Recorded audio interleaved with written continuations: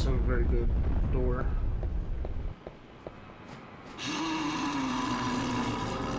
And since you can only do normal damage for now, you have you want to get all 6 shots into the boss. If you find a power up, then that's great. But since you're only doing normal damage, it's very crucial to get all 6 shots without missing. And it's very hard to do because the target system here is kind of biased. Sometimes it wants to lock onto something else.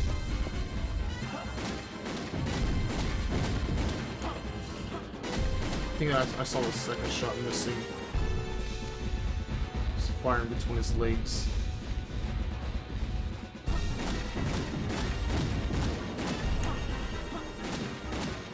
So far, it's a good boss fight. Haven't got any pop drops yet. Oh, yes, I got one. Okay, that's nice. I was kind of worried there because there's another sub-boss, the tiger boss, and I need to have at least a power-up, or else I'll probably get dealt with. It would be nice if I were to get all the power-ups, but chances of that happening is very low. You'll get your second one here. Wait for the sound cue. Jump across.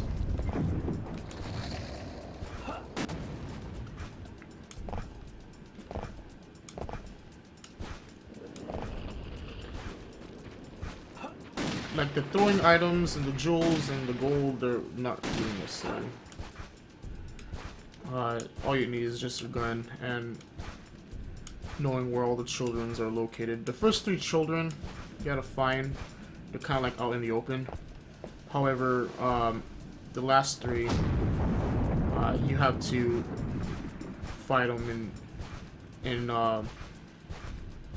their own levels.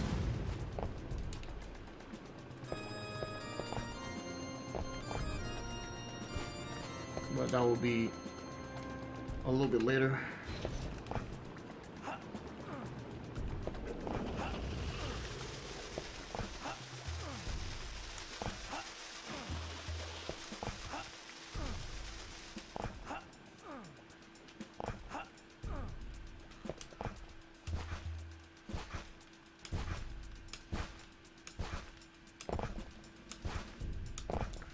Here's the second counter of the skeleton boss. Now they have all the upgrades, the battles should be a little bit easier. He does have a few moves, but his attack counters are the same.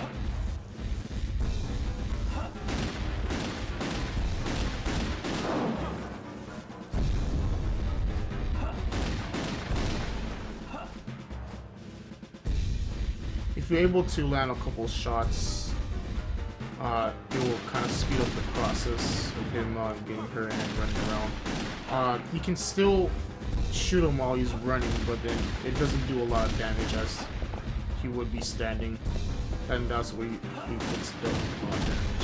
It's kind of weird how that works. And each time he takes damage, a piece of his, piece of him falls down. They're still active. If you run into them, you can get hit, and it's very annoying when that happens, especially when you're not paying attention to where it's where it lands.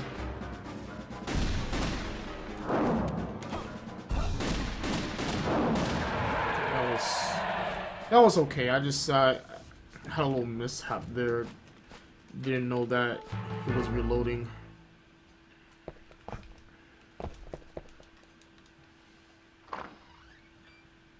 And I'm gonna find the second child.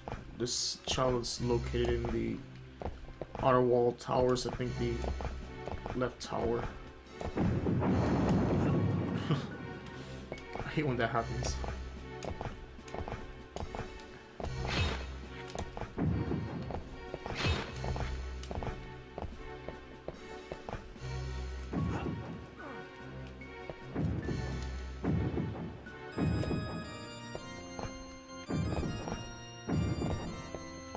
you want to slide down to the bottom. It's a lot faster when you slide down from above.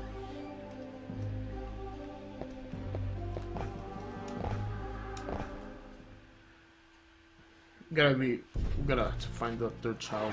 We have to go through a couple things.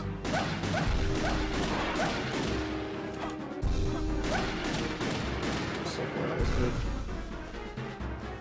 If you allow one of the dogs to lunge at you, if you hit them with a knife, then they'll get knocked down. Gives you time to react and reload, because you only have 6 shots to fire before reloading your gun.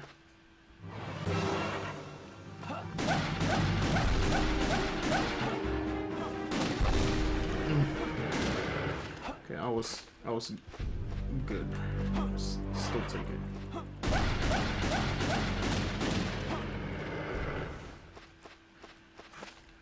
Now the dogs are taken care of. Gotta climb up at the top of the fountain to pick up the sun and moon cards. Those are time cards in game, which you're gonna need for this speed run a little bit later. After fighting the first 3 children, the last 3 is where you need to figure out, you know, you gotta work with the game clock and, you know, see where you're at. There are some levels.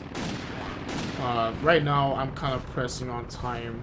If I slow down anywhere, there was a chance that I might miss this stage that I'm trying to get into.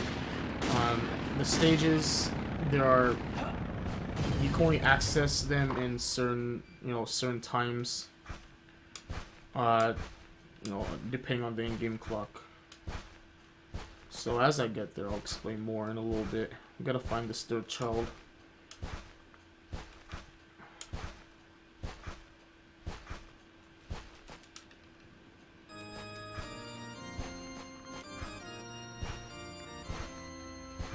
And it's pretty cool. Whenever you save a child, it plays the fanfare, Simon Belmont's little theme. So right now I'm heading over to the dungeon at the copper door. That's where the coffin, it will teleport you to one of the 3 stages, depending on the time. Right now, if I enter this area before 4 p.m., it will take me to the underground waterway. That's where I need to be. If I miss it, then it's a reset.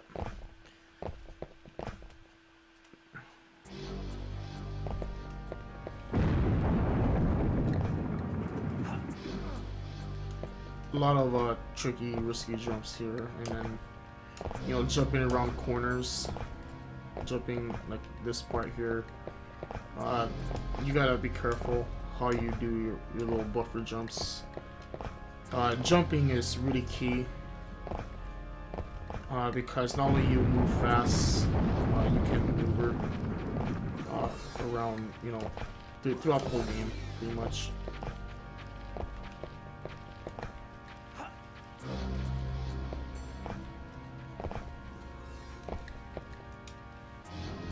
This part is really scary. You just gotta be careful how not to fall in the water. You can fall in the water if you're not careful. And sometimes the camera just kind of toggles and changes position while you know it. So I think I'm a little bit early. I'm gonna have to wait here a little bit. I gotta place circles around the coffin. When this happens, there's nothing you can do. You just kind of waste your time just running around. You can only enter the next level as soon as it hits after 4 p.m. Because what happens is that if you if you just drop down into the coffin again, it'll take you back to the same area. So I mean, a lot of time is wasted. A lot of, time saved, but opportunity is wasted because you can't really use that kind of extra time to improve it. just because you're lacking some cards, or you just you know, even if you do have an extra card, there is no way you can you know, improve the time further, because it is just the way how everything, the stage order, you have to do it in that particular order. You can't do anything else. So, but it doesn't mean, you know, it rules out the possibility of cutting down more time.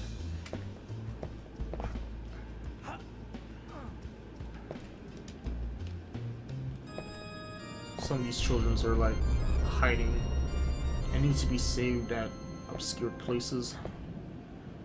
Drop down from above while, you know, having to fall. This is where you're gonna have to use one of the time cards. Again, if you don't use it here, you'll end up at the same place. So using a time card here will take you to the next level.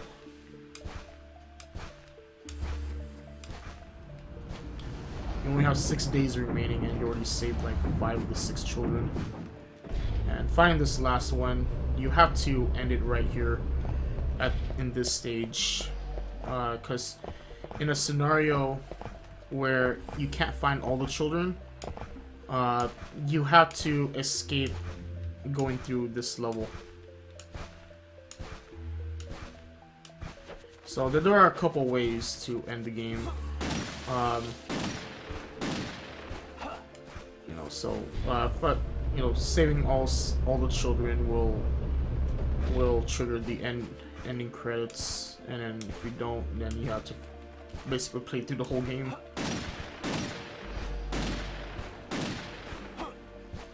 Now toggle the camera, do a leap of faith. This part is really scary, and I practiced it a couple of times, so I'm not afraid of that.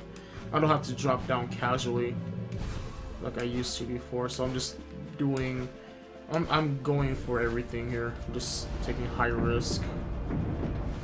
There's a section that I'm still working on, and if I'm able to go through that with confidence, then getting a PB or bringing the time down even further is it won't be as hard. So the lift section here, you can't really speed this up. You're gonna have to take the lift, unless there is a glitch where you can go out of bounds and, you know, just go into the area you need to be. But it's not doable in this game anyways.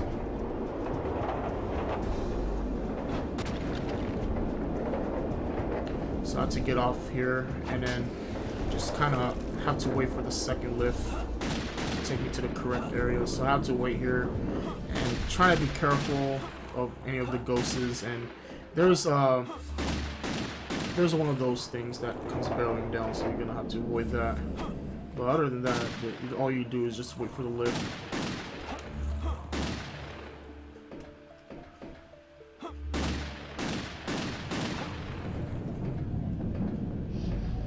If you stay at this side here, you'll pretty much stay out of harm's way. Just wait until it takes you to the place.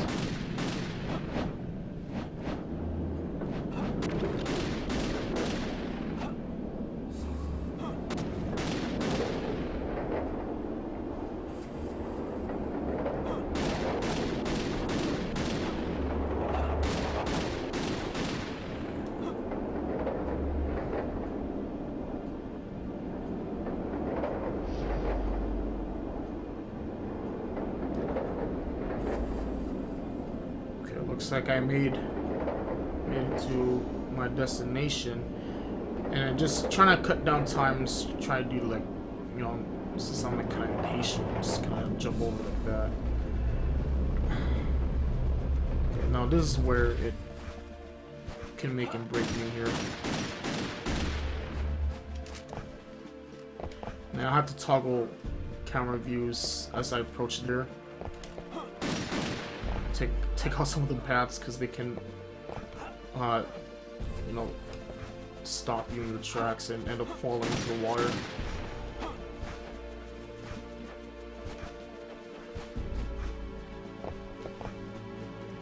This section here.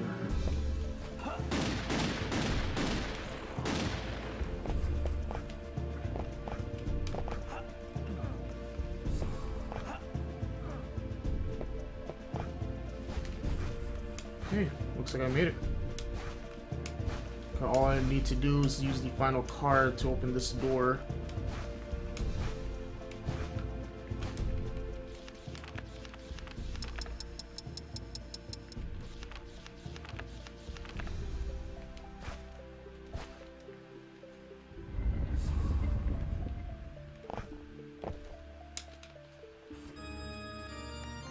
$16.44. That's a really good time. Really good time. So I think that's the best I can do for now. So this is a new PB record, 1644. Could have been a 43, but I think it's a 1644 for sure. I don't think it's a 43 because I kind of like jumble with the buttons a little bit. But that's a really good speedrun time for this, for the Henry speedrun, Castlevania Legacy of Darkness. And here are the ending story, and the credits is gonna roll after. So I hope you guys enjoy it for what it is. I've been just kind of grinding for a new PB, and I finally did it. That was a very good run overall.